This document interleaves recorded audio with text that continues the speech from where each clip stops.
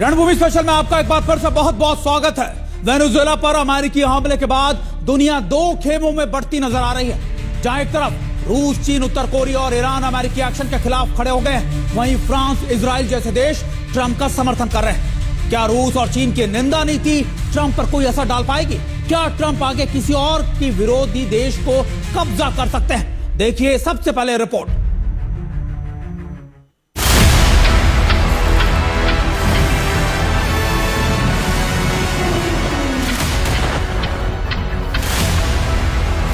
Venezuela हमलों के बाद कौन है अमेरिका के साथ?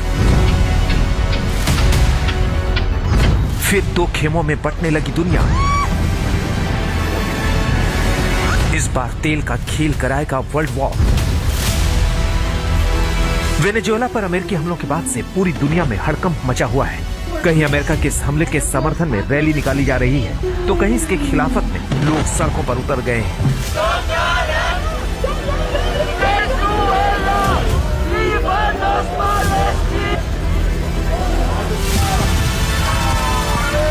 लेकिन सबसे तल्ख आवाजें आ रही हैं वेनेजुएला के उन दोस्तों की तरफ से जो तेल से लेकर सेना तक मामले में वेनेजुएला की ताकत बढ़ाते रहे हैं।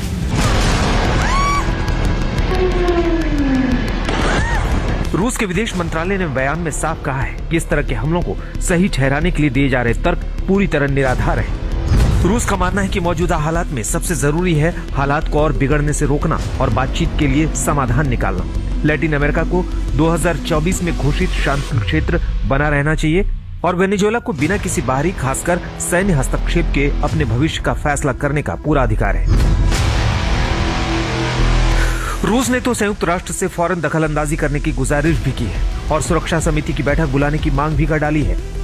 अमेरिका के इस कदम से चीन भी बुरी तरह चिढ़ गया है। चीनी विदेश मंत्रालय ने बीजिंग में कहा कि चीन इस कार्रवाई से गहरी चिंता में है और किसी संप्रभु देश के राष्ट्रपति के खिलाफ बल प्रयोग का कड़ा विरोध करता है। अमेरिका की ये कार्रवाई न सिर्फ वेनेजुएला की संप्रभुता का उल्लंघन है, बल्कि इससे पूरे लैटिन अमेरिका और कैरेबियाई क्षेत्र में शांति और सुरक्षा को गंभीर खतरा पैदा हो गया है। अमेरिका अंतर्राष्ट्रीय कानून का पालन करे और अन्य देशों की सुरक्षा और संप्रभुता का उल्लंघन बंद करे।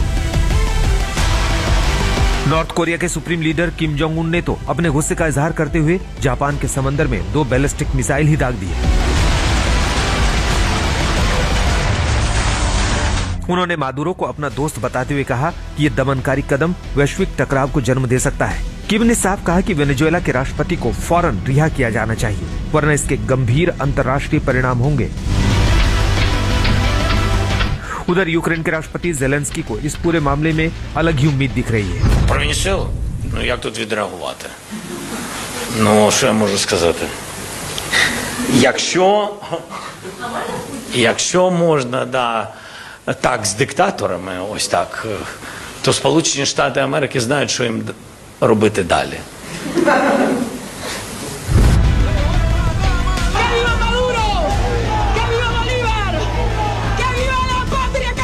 जो भी हो, इन हालातों ने एक बार फिर दुनिया की बड़ी ताकतों की खेमेबंदी तेज कर दी है, जिसका नुकसान होना तय है। आज तक ब्यूरो।